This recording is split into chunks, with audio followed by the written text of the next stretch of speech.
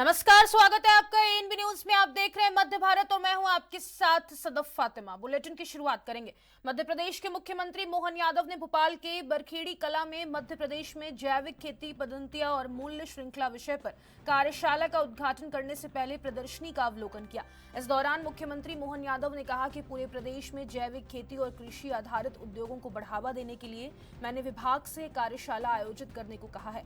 प्रधानमंत्री भी इस कार्यक्रम में शामिल होंगे। वहीं ग्लोबल इन्वेस्टर समिट 2025 पर उन्होंने कहा कि परसों प्रधानमंत्री छतरपुर होते हुए शाम को भोपाल आएंगे। हमें उम्मीद है कि यह समिट विकास के मामले में मील का पत्थर साबित होगा। दुनिया के लोगों का स्वास्थ्य अच्छा रखने के लिए मध्य प्रदेश से वैसे भी फूड बास्केट है। लोगों का खासकर कृषि में जो मध्य प्रदेश का अपना योगदान है वो किसी भी राज्य से सबसे ज्यादा है। ऐसे में हमारी खेती में कम से कम रसायन का उपयोग हो, जैविक को प्रोत्साहन देकर के निर्यात में हम बड़ी भूमिका अदा कर सकते हैं। अब तो जैविक कॉटन की बहुत जबरदस्त मांग है। ऐसे में इन सारी बातों को प्रोत्साहन देने के लिए पूरे वर्ष का कार्यक्रम बनाने के लिए मैंने विभाग से कार्यशाला आयोजित करने का कहा था और वो कार्यशाला आयोजित करके आने वाले समय में कृषि आधारित नए उद्योगों की श्रृंखला प्रदेश भर में तैयार हो। जैविक खेती, प्राकृतिक खेती को प्रोत्साहन देने के लिए जैसे पिछली बार 30,000 हेक्टेयर का इसमें टारगेट था, अब की बार हमने कहा कि 1 लाख तक बढ़ाइए और 5 साल में इसको 5 गुना करना है। कुल मिलाकर के हम अपने उद्देश्य की प्राप्ति करें। मैं अपनी सरकार की ओर से कह सकता हूं कि ये हमारा कृषि आधारित किसानों का राज्य है। किसान, महिला, गरीब, युवा सभी को एक तरह से खेती के आधार से ही सबकी प्रगति संभव है। तो इनकी उन्नति जितनी अच्छी हो सकती, जो हो सकता वो सरकार सब करना चाहेगी। सबकी बेहतरी के लिए सरकार लगातार काम कर रही है। यशस्वी प्रधानमंत्री का स्वयं आगमन हो रहा है। ऐसे में हम उद्योग की बात अगर कर रहे हैं तो उसका बेस कृषि आधारित उद्योग की बात भी हम भूल नहीं रहे हैं। वो कृषि आधारित उद्योग में जब बात कर रहे हैं तो रोजगार परक इंडस्ट्री की बात भी कर रहे हैं, जिसमें रेडीमेड इंडस्ट्री के माध्यम से भी लाभ मिलेगा। मेरी अपनी ओर से सभी किसान भाई बहनों को बधाई। जीआईएस को लेकर तैयारियां जोरों पर है। जीआईएस का आखिरी दौर चल रहा है और आज है पूरी 21 तारीख। परसों यशस्वी प्रधानमंत्री हमारे बीच अपने प्रदेश की धरती पे आएंगे और छतरपुर से होते हुए सायंकाल भोपाल में आएंगे। राजा भोज की नगरी भोपाल एक दुल्हन की तरह सज करके अपनी पलक पावड़े बिछा करके भोपाल वासी भी हमारे आगंतुक अतिथियों का इंतजार कर रहे हैं और उम्मीद कर रहे हैं कि विकास के मामले में यह मील का पत्थर साबित होगा। मध्य प्रदेश के मुख्यमंत्री मोहन यादव ने कहा कि आज हमारी सरकार ने शिक्षा मंत्रालय के माध्यम से 12वीं में 75 से अधिक अंक लाने वाले 90,000 से अधिक सरकारी स्कूल के विद्यार्थियों को लैपटॉप दिए हैं। जहां भी हमने प्रतीकात्मक रूप से विद्यार्थियों को लैपटॉप दिए हैं, वहां प्रत्येक के खाते में 25,000 रुपए की राशि जमा कराई है। स्कूल शिक्षा मंत्रालय द्वारा आज हमारी सरकार के लगभग 90,000 से ज्यादा बच्चों को, जो अलग अलग सरकारी स्कूलों में 12वीं पास होकर निकले सभी बच्चों को लैपटॉप देने की जो हमारी योजना है उस पर आज लैपटॉप दिए गए। कई बच्चों ने अपने अनुभव भी शेयर किए। ऐसे बच्चे जिनके घर में बहुत कठिनाई है, किसी के घर में पिता नहीं है, कोई बहुत मजदूरी करके परिवार में बच्चे पढ़ा रहा है, कोई अलग अलग प्रकार के बच्चे, लेकिन ऐसे कठिनाई के बावजूद भी अगर बच्चे मेरिट में आ रहे हैं और उस स्कूल में टॉपर रहे सारे बच्चों को हमने 75% से ऊपर लगा करके सब बच्चों को लैपटॉप दिए हैं। और साथ ही साथ एक आग्रह भी किया है कि जहां हमने प्रतीकात्मक रूप से यहाँ कुछ लोगों को लैपटॉप दिलवाए हैं, लेकिन बड़े पैमाने पे सभी की राशियां उनके खातों में डाली हैं और उम्मीद कर रहे हैं कि वो अपना लैपटॉप खरीद करके अपने प्राचार्य को स्कूल में उसका बिल जिस भी कंपनी का वो खरीदना चाहे, जो वो करना चाहे, 25-25 हज़ार की राशि सभी के खाते में डाली है। लेकिन मैं मान के चलता हूँ इस राशि के लैपटॉप के बाद उस बच्चे के जीवन में और अलग प्रकार से अच्छे कुशलता के साथ अपनी प्रावीण्य सूची में वो अपना जगह बनाए, अपने जीवन को अच्छा बनाए। मेरी अपनी ओर से सबको बधाई। सर, जीतू पटवारी ने जीआईएस को लेकर सवाल उठाए। पिछली 7 जीआईएस का आंकड़ा बताया है और आठवीं का वो कह रहे हैं इन्वेस्टमेंट के आंकड़े तो बहुत है लेकिन जमीन पर नहीं है। सब जमीन पे नहीं पहुंच पाए। इस बहाने से कांग्रेस जमीन ढूंढ रही, उनकी मिल नहीं रही। वो उनको मालूम है वो रसातल में जा रहे हैं। वो भी प्रधानमंत्री की जमीन मिलने का समय मांग रहे हैं। तो इस लायक तो बन जाए। केंद्रीय मंत्री ज्योतिरादित्य एम सिंधिया ने कहा कि कांग्रेस पार्टी को अपने खुद के गिरेबान में झांकना चाहिए कि देश की समृद्धि और विकास की राह पर कितने रोड़े अटकाए गए थे। आज ग्वालियर, रीवा, जबलपुर और खजुराहो का इन्वेस्टर मीट हो रहा है। भोपाल में ग्लोबल इन्वेस्टर मीट हो रहा है। स्वागत करने के बजाय नकारात्मक प्रवृत्ति यदि कोई रखेगा तो उनकी स्थिति भी उसी दल की तरह रहेगी।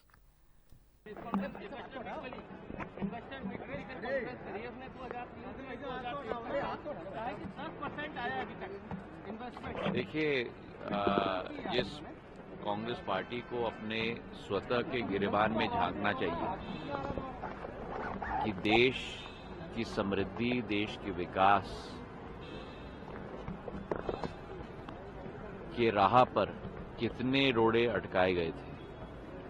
आज ग्वालियर का इन्वेस्टर मीट हो रहा है, रीवा का इन्वेस्टर मीट हो रहा है, जबलपुर का इन्वेस्टर मीट हो रहा है, खजुराहो का इन्वेस्टर मीट हो रहा है और भोपाल में अब ग्लोबल इन्वेस्टर मीट हो रहा है। स्वागत करने के बजाय इस नकारात्मक प्रवृत्ति अगर कांग्रेस या कोई भी राजनीतिक दल रखेगी तो उनकी स्थिति भी उसी राजनीतिक दल की तरह रहेगी।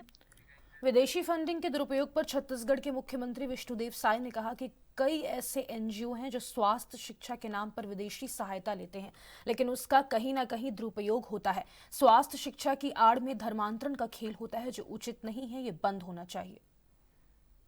हम कई बार बोल चुके हैं कि कई ऐसे एनजीओ हैं जो हेल्थ एजुकेशन के नाम पर विदेशी सहायता लेते हैं, लेकिन उसका कहीं ना कहीं दुरुपयोग होता है।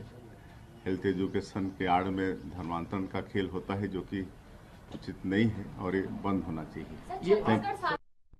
छत्तीसगढ़ के उप मुख्यमंत्री अरुण साव ने कहा कि आतिशी जी को इतना अधीर नहीं होना चाहिए। कल सरकार ने शपथ ली है और दिल्ली की मुख्यमंत्री रेखा गुप्ता जी ने कहा है कि जो वादे किए हैं वो पूरा करेंगे। कल पहले ही कैबिनेट में आयुष्मान लागू करने का निर्णय हुआ है। आतिशी को चिंता करने की जरूरत नहीं है। ये बीजेपी की सरकार है, जो कहती है वो करती है। आतिशी जी को इतना इम्पेशेंट नहीं होना चाहिए।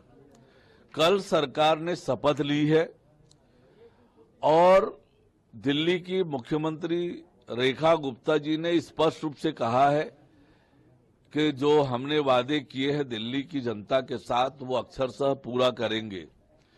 और कल जो अनेक निर्णय पहले ही कैबिनेट में हुआ, यमुना मैया की आरती उन्होंने जाकर की पूरी सरकार ने, और कैबिनेट में जो निर्णय हुआ आयुष्मान भारत योजना लागू करने का, कितना अन्याय किया था आतिशी और केजरीवाल की सरकार ने दिल्ली की जनता के साथ।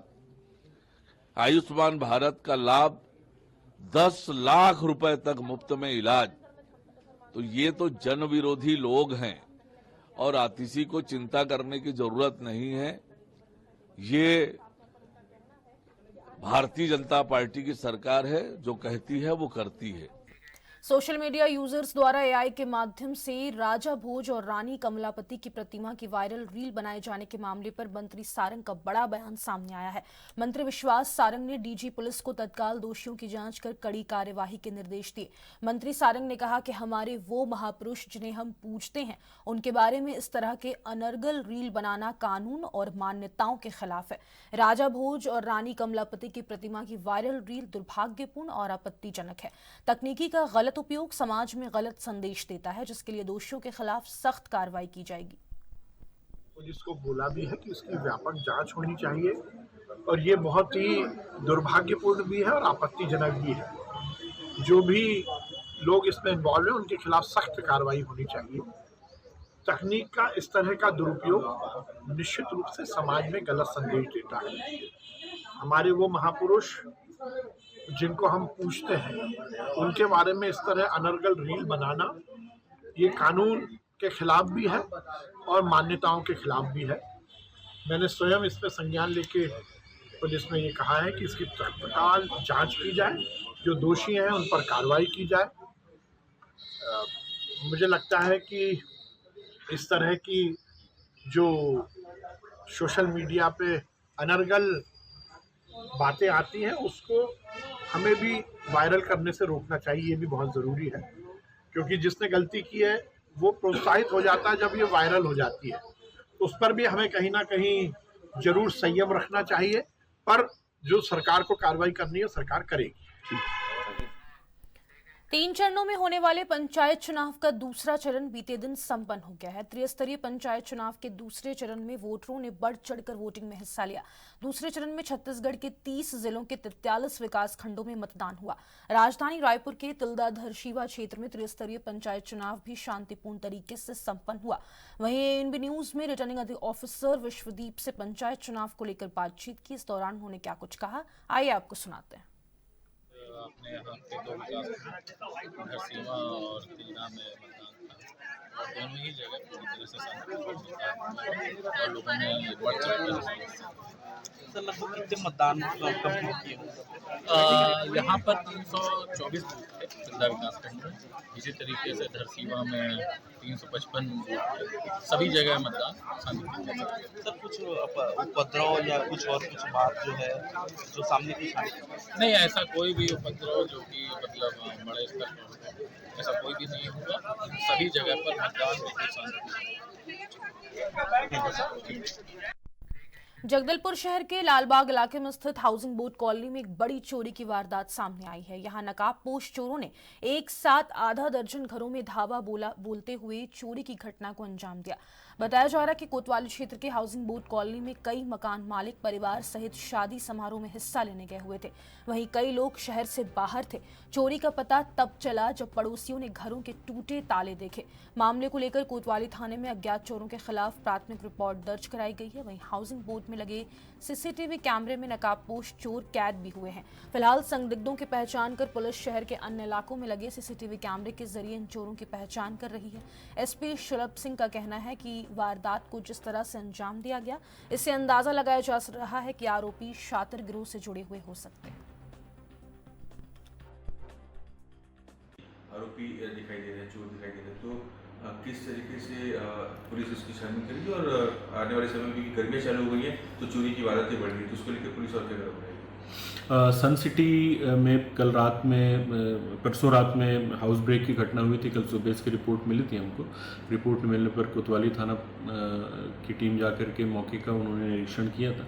इसके पश्चात एफआईआर लेके जांच जारी है। हम लोगों ने जो भी आसपास के सीसीटीवी कैमरे हैं उनको खंगाले, उसमें 3-4 संदिग्ध हमको दिख रहे हैं जो कि चेहरा बांधे हुए हैं। हम लोगों ने क्योंकि हमारी कॉन्टैक्ट्स रहते हैं अदर स्टेट्स के पुलिस अधिकारियों से भी, तो सब जगह इनके फ़ोटो सर्कुलेट कर दिए हैं और हमें उम्मीद है कि कोई ना कोई पॉजिटिव फीडबैक आएगा। साथ ही साथ जो इनका मोडस ऑपरेंडी है वो कोई शातिर गैंग है जो कि प्रोफेशनल गैंग इस तरीके का काम करता है, उस टाइप के गैंग की उपस्थिति ऐसी महसूस हो रही है।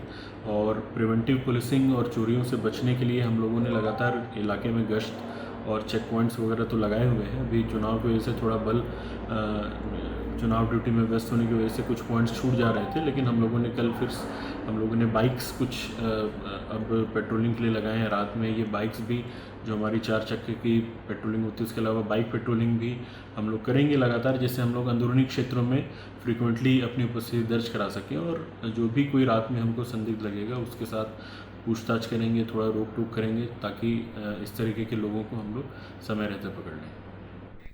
फिल्म अभिनेता दर्शन कुमार ने आज उज्जैन स्थित श्री महाकालेश्वर मंदिर में पूजा अर्चना की है। दर्शन कुमार ने महाकाल का आशीर्वाद लिया और मंदिर में विशेष अनुष्ठान किया। इस दौरान उन्होंने कहा कि महाकाल की नगरी आकार अपार शांति और ऊर्जा का अनुभव है।